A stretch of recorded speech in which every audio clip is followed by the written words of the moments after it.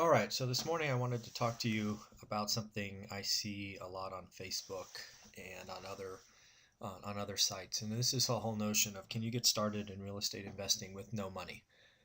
So I wanted to talk about this, right? If you have no money, and people are sort of telling you the story that it's no problem, what's the truth?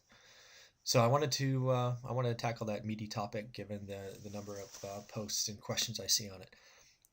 First and foremost, do me a favor. If you happen to watch this video and like it, go ahead and leave a thumbs up.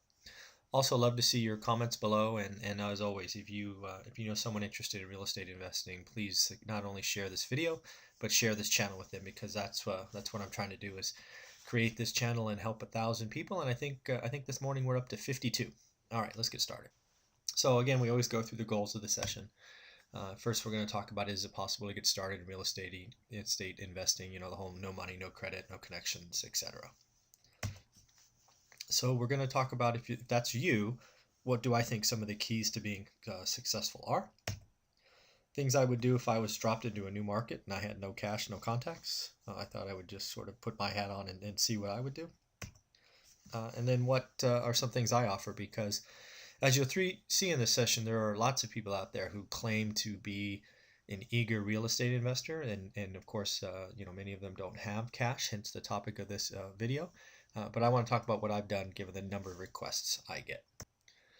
All right, so again, as I typically do, I sort of give you the short answer and the long answer. So the short answer is, yes, and hell yeah. I know over the last 15 years there have been dozens, if not multiple dozens, of investors that I would call successful or extremely successful that started with nothing. No cash, bankruptcies, all kinds of stuff. So, if it's possible for them, I see no reason why it wouldn't be possible for you. There's obviously some constraints and things like that, which we'll talk about in a minute, but just know that it is absolutely possible.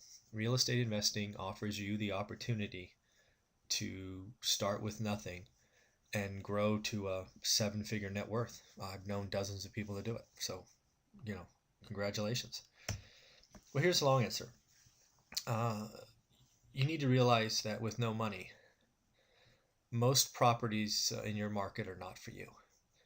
I actually think that's a good thing, because what you need in this situation is focus. You need to understand and become the best at finding opportunities that could fit your situation. And we'll talk about it as we go forward.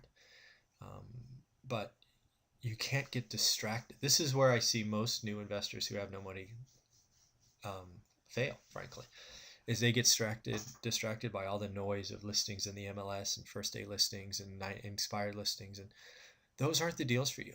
Those deals usually or almost always have owners who realize they need to pay a commission, and the last thing they want to do is reach into their pocket and pay the commission. So those properties aren't for you. So don't get distracted.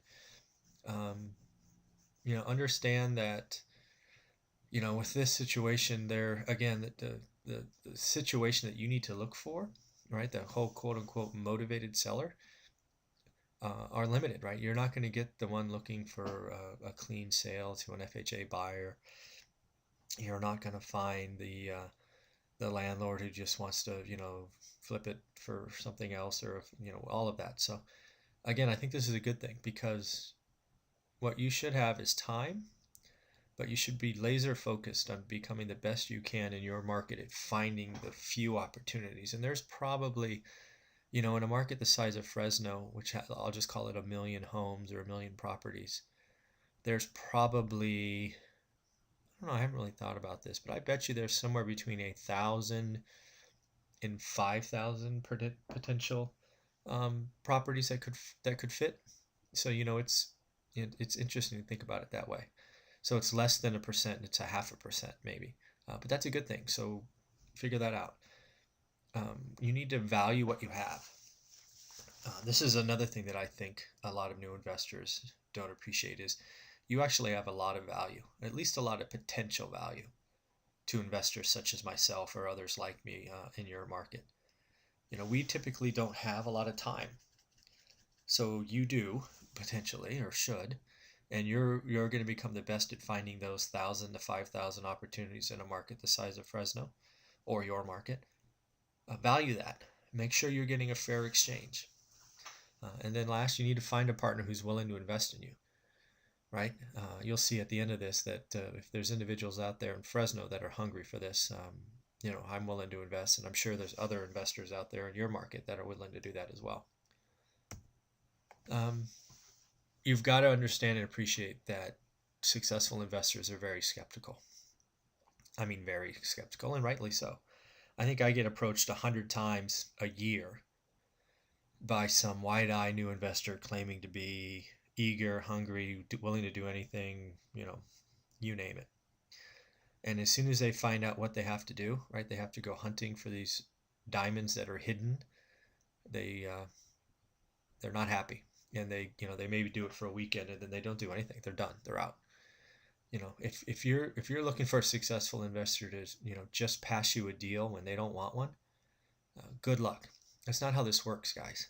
And this is if I find a deal, for example, I'm going to find a way to close it. That's why I'm successful.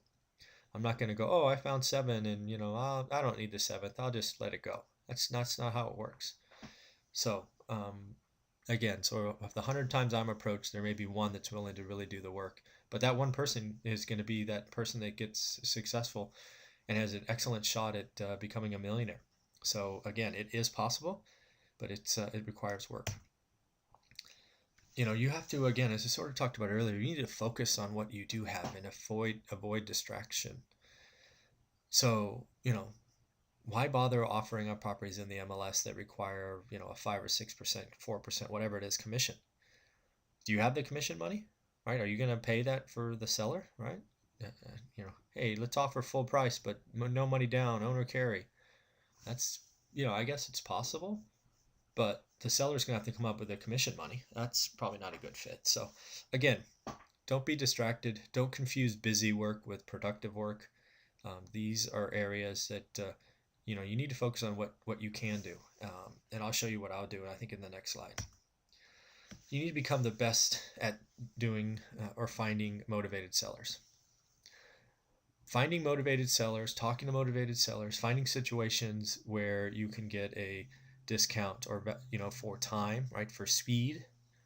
Once you become good at doing that, you've captured lightning in a bottle. You found magic, whatever you want to say. I pay handsomely to individuals who are good at finding motivated sellers. And, you need to become that person in your market. You need to be consistent. This is not a one weekend, I'm going to try really, really hard for 24 hours straight. No, that's not how this works. You need to consistently do it. If you can squeeze in a couple hours every day, you need to build your foundation. You need to get better at finding, you need to get better at talking, exchanging, all of those things.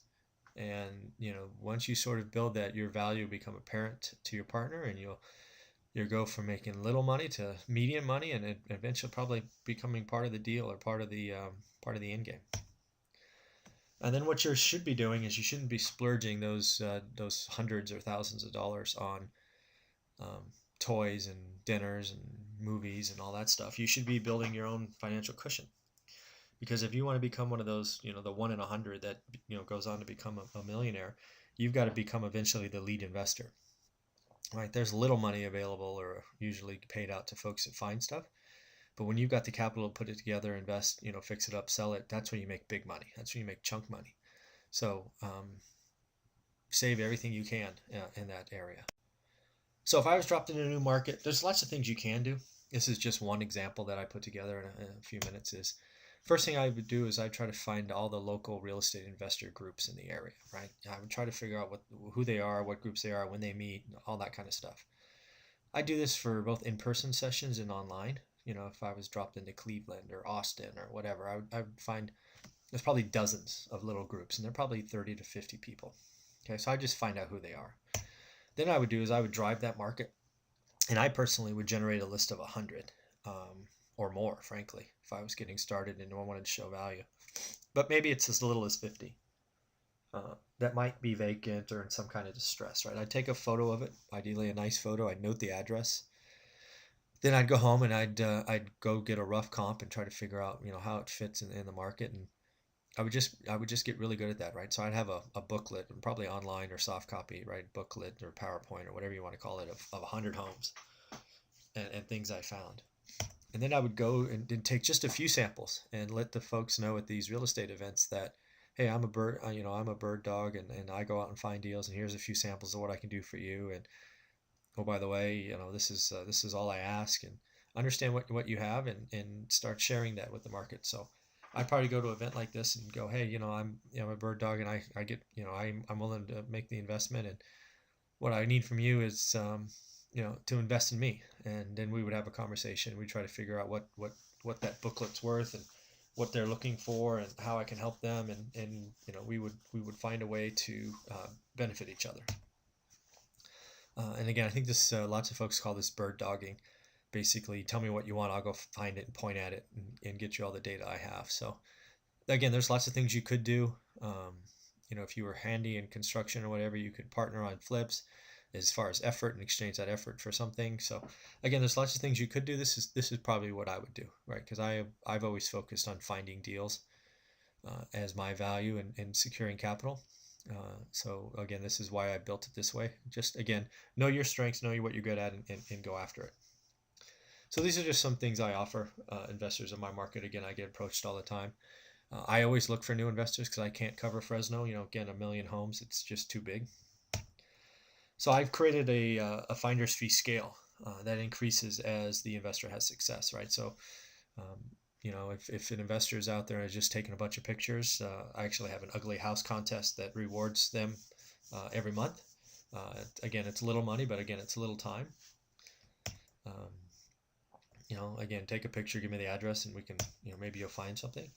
If that individual is willing to go to the next step and really start talking to motivated sellers and verifying what we have, finder's fees can reach up to $2,000 if it's a deal that works out. So again, we're going from hundreds of dollars to thousands of dollars. And then if that investor or bird dog has repeated success, I actually like to reward those individuals not only with a finder's fee, but I can also put them on the back end and make sure that they get a percent if we happen to sell it. It's not a lot, but hey, 5% of the profit on the backside for someone who helped find a deal is important. Again, I like to see young, hungry new investors be successful, and if I can help them, after repeated success and value like that, I will absolutely do it. And I have to imagine other investors out there would. And if there's an investor in your market who's just kind of standoffish or doesn't really want to partner with you, don't force it. Go find someone else. Some people live a scarcity mentality, and they try to keep everything for themselves. And then there's others like me who think abundance and are willing to share and profit together. So just go find them. So again, I want to wish you all good investing. Please, please, please leave a like, thumbs up, leave a comment. Love to hear from you, and share this video with your friends, and ask them to subscribe to the channel. If you want to get a hold of me, there's my email. Thanks.